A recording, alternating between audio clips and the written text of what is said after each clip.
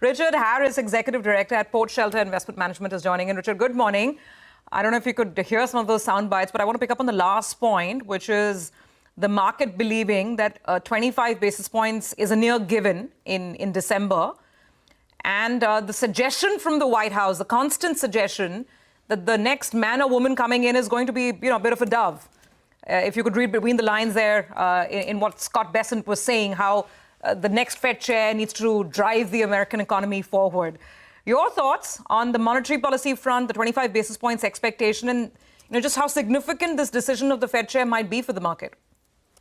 Well, the Fed chair, of course, is very important decision. I hear Scott Bessent has got one phone call to make, so I'm hanging by the phone for a little while because I reckon I might have quite a good shot at it. Are you sure, Richard, you want the job?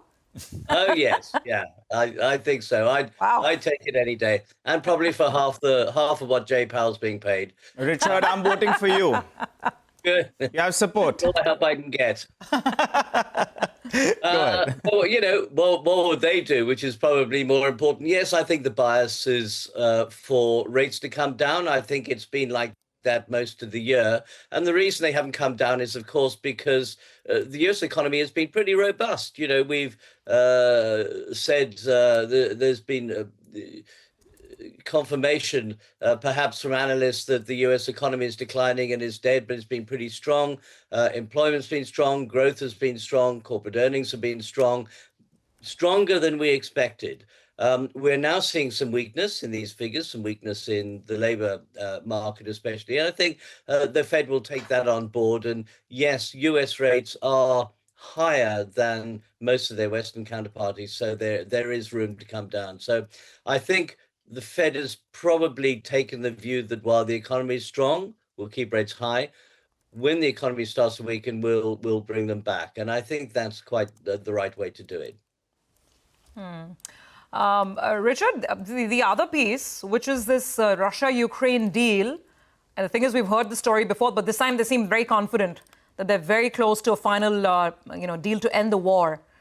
Is that going to be significant for the market? Market's dealing with a lot, including tariffs. It's very important for us here in India, because if the war ends and hopefully out of our 50%, we lose 25% of that tariff.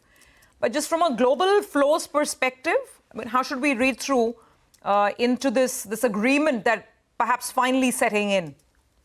Well, there's a lot to unpack there. I think the Ukraine agreement really, the first one with Ukraine, the 28-point plan, was dead on arrival. Whether this plan will be much better is another question. The Russians have already pushed back. So I feel that the likelihood of some kind of truce is unlikely. So Trump's sorting out his 9th war in 9 months is also probably unlikely. A lot more has to happen. I think that the Russians are not going to give up their territorial ambitions unless they really have to.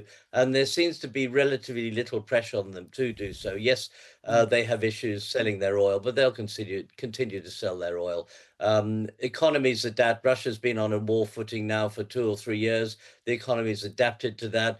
It'll continue to adapt to that. So I don't think they're really under any pressure to do anything. The West is, however. Europe is concerned, but seems to be relatively ineffectual. The US want to get it sorted out because then they know they're ultimately kind of on the hook if Ukraine starts to get run over. So certainly the Western side wants peace. I don't think Russia's in any hurry to sue for peace at the moment. So I don't think we're going to see a deal. Okay, all right. Richard, just to get clarity, you're expecting a Fed cut, right?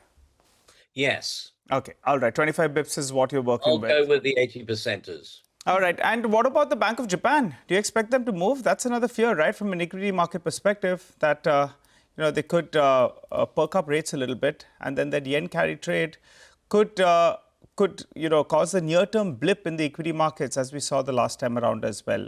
Your comment on that? Yeah, I don't think the Bank of Japan is going to move, especially this time before the end of the year. They would take rather a lot to move. I don't know whether they're under any particular pressure to do so. So I think they'll probably stay pat. which means the carry trade will carry on as it always is. One thing I had thought was that the yen would maybe be somewhat weaker as it was previously, especially in terms of Prime Minister Takahashi's stated aims to increase spending. But so far, it seems to have held up okay, and I rather suspect it'll do that for the time being.